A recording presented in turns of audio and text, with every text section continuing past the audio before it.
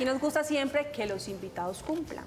Hace unos meses había estado aquí en nuestro programa un gran periodista y presentador deportivo y había hecho la promesa de que volvía a traernos su libro. Así que hoy está con nosotros Ricardo Nava. ¡Un fuerte aplauso! Gracias. Julio César, muy buenos días. Bienvenido, Ricardo, bienvenido Colorado. Muchas gracias, muy amable, me encanta verlo. Lo mismo. Y nos has traído el libro, 90 minutos. ¿Alguna vez en alguna fiesta, en algún coctelillo que estuvimos por ahí, Ricardo me habló de esa idea que tenía? Sí. Y hoy ya está impresa. Pues sí, era una idea medio loca porque realmente no es tan fácil sentarse a escribir un libro y pensar que uno va a ver un libro y que lo va a ver ya hecho, impreso y que uno pasa por una librería y que está expuesto en las vitrinas. Entonces, pues la verdad es muy placentero poderles traer aquí a ustedes 90 minutos de libertad y cumplirles, ¿no? Cumplirles. Así que este es el libro, ya está impreso y ya es para todos ustedes. Huele a nuevo. 90 minutos de libertad, dramáticos relatos de cómo los secuestrados por las FARC vivieron la pasión del fútbol en la selva. ¿Cómo llegas a estas historias, Ricardo? Bueno, viendo tantas situaciones por las cuales han pasado muchos personajes en nuestro país, y hablo de personajes, pues aquellas personas que estuvieron secuestradas y vivieron ese drama en la selva, secuestrados por las FARC durante 8, 10, 12, hasta 14 años. Me interesó mucho ver, por ejemplo, cómo un hincha de Santa Fe vivía en la selva, esa euforia por su equipo, tejía su camiseta, tejía y bordaba su escudo y mandaba esos mensajes desde la selva en pruebas de supervivencia y saludando a la gente de Independiente Santa Fe. Entonces un día me senté con ese personaje que es Luis Arturo Arcia, que es parte de uno de los capítulos del libro, y me di cuenta que no solo Arcia, sino muchísimos, casi todos los que estuvieron secuestrados vivieron con intensidad ese amor por el fútbol, esa afición por el fútbol y el fútbol les ayudó realmente para poder subsistir y tener motivos como para estar vivos y con la intención de poder regresar un día.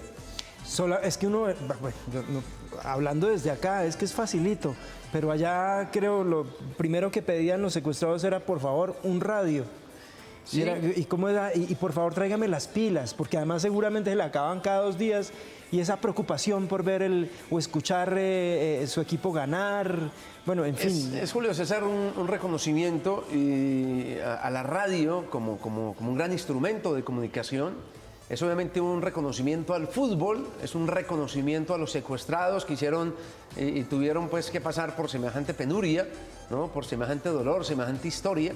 Es un compendio de todas esas cosas y evidentemente ahí en el libro relatamos cómo se conseguían los radios, cómo llegaban los radios a la selva, ¿no? Cómo administraban los radios, a quién le tocaba administrar el radio, qué partido se escuchaba, ¿no? Cómo hacían para escuchar un partido y no quemar las pilas escuchando este partido y no el otro, que es mucho más importante.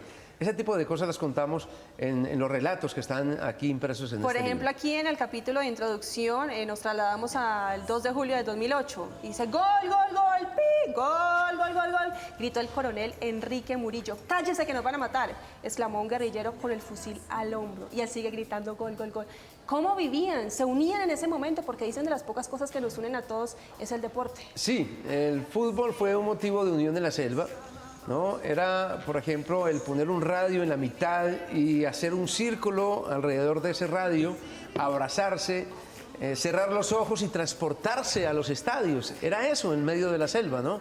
Y eso se vivió y eso se repitió una y muchas veces, porque fueron 14 años, ¿no? Para mucha gente en la selva.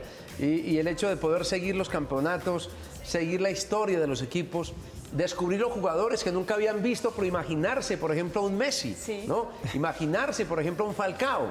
Ellos sabían que había un Falcao, que había un gran jugador colombiano que era Falcao García, pero no tenían la idea de cómo era Falcao. No habían visto ni siquiera una foto. Nada, no les llegaba nada. No llegaba nada, pero ellos se lo imaginaban y tener ese imaginario y crear ese imaginario a través de esas grandes figuras que también los hacían palpitar en la selva. Eso realmente fue muy bonito. Y es que uno siempre lo primero que aprende en la vida es o a decir mamá o papá y después a dibujar el escudo del equipo. Y a decir gol. Y a decir gol. No, tú me preguntas acá y tengo clarito cómo es el escudo de Millonarios. Ricardo tiene clarito como el escudo del Once Caldas, ¿o no? Me va a decir que no. Sí. No, y uno ¿A cuántos aprende. secuestrados entrevistas o con No, cuántos yo tienes contacto? hablé con mucha gente, hay plasmados 5 relatos, digamos, de los que pudimos lograr como un mejor testimonio, ¿no? Hubo otros que no quedaron acá, pero que también nos ayudaron a encontrar esas historias y a encontrar otros personajes. Hubo muchísima gente que de verdad tenía una u otra situación que lo identificaba con el fútbol, el que escuchaba los partidos y le contaba a los otros, el que plasmaba en un cuaderno los resultados y se los contaba a los otros, ¿sí? Ese tipo de cosas se vivieron allí. ¿Cómo compraban la información? Porque muchas veces no tenían radio, pero tenían la opción de comprar la información a los mismos guerrilleros que les vendían la información. ¿sí? Bueno, ese mercado también existía allá en la selva, todo alrededor del fútbol, ¿no? Todo alrededor del fútbol. Sí, aquí dice un párrafo. Era inevitable que en medio de la selva el fútbol generara algún tipo de relación entre los guerrilleros y sus secuestrados. Aunque unos tenían sometidos a los otros y su escudo siempre fue un fusil, de cierta manera la pelota los juntó y en algún momento hasta encontraron puntos de encuentro. Hay una película también muy famosa aquí de Sergio Cabrera que se llamó Golpe de Estadio. Golpe de Y si Estadio, mal sí. no estoy, en el guión colaboró Humberto Dorado. Y es algo que vimos hace muchos años, pero ahora lo vimos en cine, pero ahora tenemos ficción, porque esa historia fue ficción. Estos son historias reales. Sí, son testimonios, son relatos reales, son relatos que escribimos a partir de entrevistas y testimonios que logramos con los propios secuestrados, muchos de ellos con una gran memoria, otros no tanto, ¿no? Pero aquellos que nos ayudaron a identificar como esos momentos, el partido el momento en que Santa Fe ganó o que la selección Colombia nos unió, el día que pudimos convencer a la guerrilla para que nos dejara ver un partido de fútbol, por ejemplo, ¿no? En medio de la selva. Esas cosas pues pasaron allí durante tanto tiempo y parecía un testimonio que se iba a quedar como en el olvido, pero que por fortuna tuvimos la opción de poderlo rescatar, de poderlo plasmar, porque es prácticamente un documento histórico. Yo creo que en 15, 20 años los niños o los jóvenes de hoy van a ver este libro, si es que lo ven y tienen la posibilidad de verlo, decir, no puede ser que en Colombia esto ocurría, ¿no? No puede ser que en Colombia esto ocurría y que la verdad el fútbol se vivía de esa manera en la selva. ¿Cómo fue el sentir de esas personas viendo un partido, ya no lo contaste en cautiverio, después al salir y poder ver un partido en familia? Mire, muchos de los secuestrados tenían una característica y una particularidad.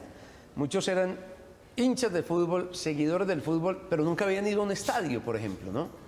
No habían ido a un estadio. Ellos eran hinchas de radio, seguían sus equipos, el amor por ese equipo se hizo mucho más intenso en cautiverio. Y hay una particularidad, es que cuando ellos regresaron a la libertad, pues casi todos regresan a los estadios porque es allí donde le rinden un tributo y un homenaje de parte de la afición, ¿no?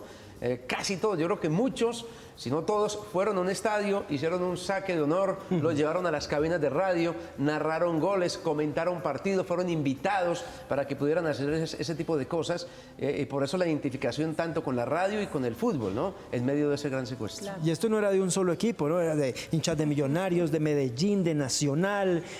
Por ahí en uno de los relatos habla el hincha de Santa Fe que dice, había días que no había pelea porque solo transmitían el de Santa Fe. Entonces, de malas, a ver el de Santa Fe A ver todos. el de Santa Fe. Así era, ¿no? Y a escuchar al de Santa Fe. Además que la gente aprendía a ver radio, aprendía a ver los partidos escuchando radio, ¿no? Los podía transportar y muchos decían, hombre, gracias a los relatores y a los comentaristas, nosotros tuvimos esa posibilidad, ese imaginario, ¿no? De transportarnos realmente a esos escenarios e ir y casi que sentarnos en la tribuna y vivir esa pasión del fútbol a través de un relato y a través de lo que escuchábamos en la radio. Bueno, Ricardo, ¿y qué se siente nuevamente estar en el país después de 4 meses?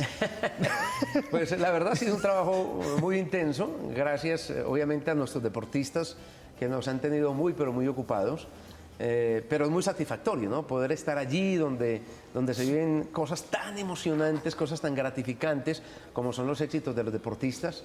Estuvimos un largo tiempo por fuera del país, en la Copa América, en los Juegos Olímpicos, cubriendo el tema de la eliminatoria. Y ha sido pues muy bueno, muy sacrificante, eso sí, por la familia, por no poder estar con los hijos, con la esposa, con el círculo familiar, porque eso realmente cuesta, es muy sacrificante, eso es un tiempo que no se recupera, pero es un tiempo que realmente ha sido bien invertido, yo creo, porque hemos tenido la posibilidad de estar al lado de todos los grandes deportistas nuestros y contando muy buenas historias de Te ellos. hiciste muy famoso. Mucho más este último mes con aquel video desde Brasil. Se hizo bien viral. Eso fue un Ricardo, lapsus. pero es que con todas las garotas uno se equivoca, Es muy Ricardo. es muy fácil equivocarse, y más cuando, por ejemplo, uno está al aire. Ajá. Y en comillas en caliente, porque nosotros todo lo que hacemos pues es en caliente, nunca hay una grabación, ¿no? Siempre es en vivo. Los Sí, no hay noticieros libreto. sí hacen en vivo, no hay libreto, ¿no? Cuando uno está por fuera pues no hay un libreto y es fácil que uno de pronto cometa un lapsus o cometa un error. Es realmente... Antes no hay más errores, ¿no? En medio de tanta euforia, de tanto corre-corre, de tanta presión, de tanta tensión, de tanta información que se maneja. Pero bueno, son gajes de lo... ¿Cuántas medallas tuviste la oportunidad de las que ganamos de presenciar? Todas. ¿Todas? Sí. Qué envidia. Tuve la hombre, posibilidad de de estar la con buena. todos los medallistas olímpicos, de entregar como un abrazo, un testimonio, un reconocimiento a todos esos deportistas. Lo hicimos hace 4 años en Londres. Tuvimos la fortuna de repetirlo ahora en Río 2016. Y fue muy satisfactorio poder estar allí, muy cerquita de cada uno de ellos, en el momento preciso en que ganaba esa medalla, que conquistaba ese logro para el país, en el momento en que subía al podio, en el que recibía esa medalla, el hecho de poderla tocar, Pero ¿con cuál se palpar. emocionó más, Richie? La No, verdad. yo creo que obviamente todas en su momento fueron muy emocionantes, pero creo que esa de Mariana Pajón fue muy, muy emocionante porque obviamente es una prueba de 35 segundos, ¿no? Digamos que lo de Kathryn Ibargüen era previsible en medio de todo, pero había que ir a ganarla. Obviamente uno no sabe cuál es el salto ganador, ¿no? Entonces uno dice, ¿será este? Buenísimo, 15-17, este va a ser, pero no sabe si de pronto viene una que va a ganarle después o ella va a superar ese mismo registro. Entonces, digamos que la emoción sí es muy buena en ese instante, pero todavía no sabemos si ganó o no ganó. Y lo mismo ocurría con el levantador de pesas, que son 6 rondas, entonces no sé en cuál ronda o cuál va a ser la ronda donde va a ser el peso y donde va a lograr la marca.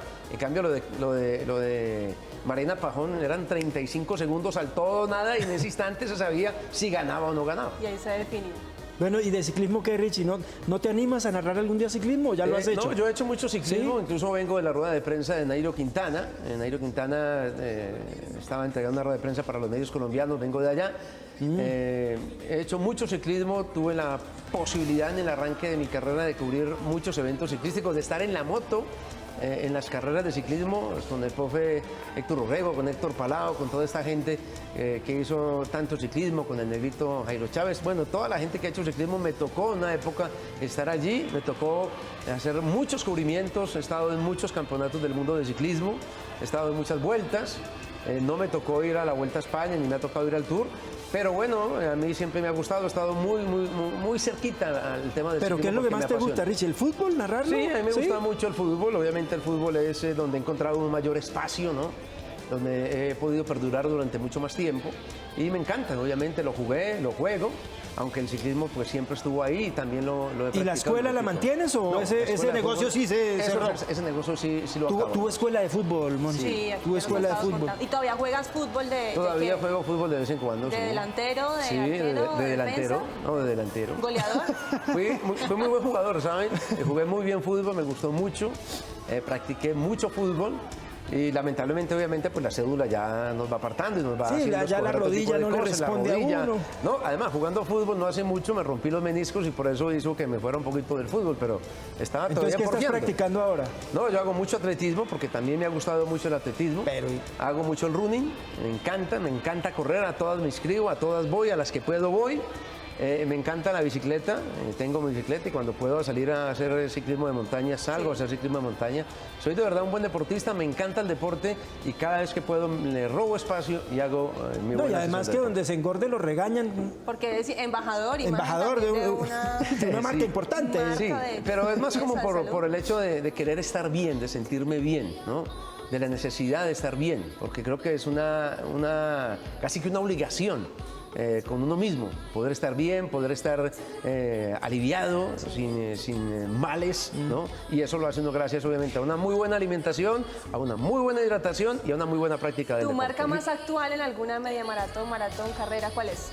Yo hice en la media de Bogotá, no corrí la media, corrí los 10, estuve sobre 49 minutos, que para mi Bien. edad y para lo que yo soy, pues es una Está super marca, perfecto. ¿no? Es una muy buena marca, estar por debajo de los 50 fue muy bueno.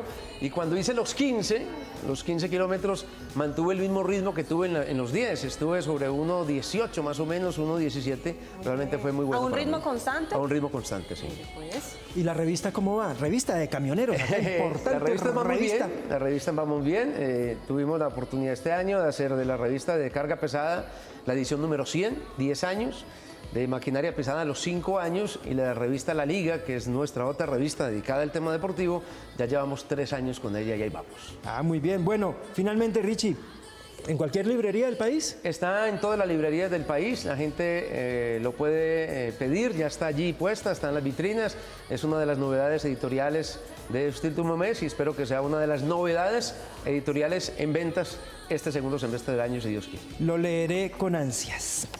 ¿Cómo te encontramos en redes? No, yo tengo, a ver... ¿En Twitter sí estás, mi Twitter, o no? sí, Sí. es RCN Ricardo Henao y en Instagram es @Ricardo Henao Calderón. ¿Bloqueas mucho? No soy amigo de los insultos, entonces quien me insulta se va de bloqueo. Sí, ¿no? yo Se no va de sé. silencio, Yo no- porque yo no, no. soporto que me traten mal porque yo no soy de tratar mal a la gente. Eso está ¿sí? bien. Entonces, Claro. no me gusta que me traten mal porque yo jamás trato mal a nadie. Entonces, cuando hay reclamos y cuando hay críticas que uno puede considerar respetuosas y constructivas, bienvenidas todas. Pero ya cuando empieza pues el madrazo de por medio y a bajar la categoría de las personas y cuando se meten con la familia, eso, el irrespeto porque Ve, se por eso piensa es que no diferente, entiendo se por acepta. qué me tiene bloqueado Iván Mejía. ¿Ah, sí? Me tiene bloqueado, yo nunca supe. ¿Quién sabe qué escribí? ¿Quién sabe qué Chao, escribió? bloqueado. Pues vine a ver qué fue lo que escribió. Vine a ver qué fue lo que escribió. Gracias, Muchas Colorado. gracias. Mónica, Julio César, mil gracias. de Muchísimas verdad. gracias.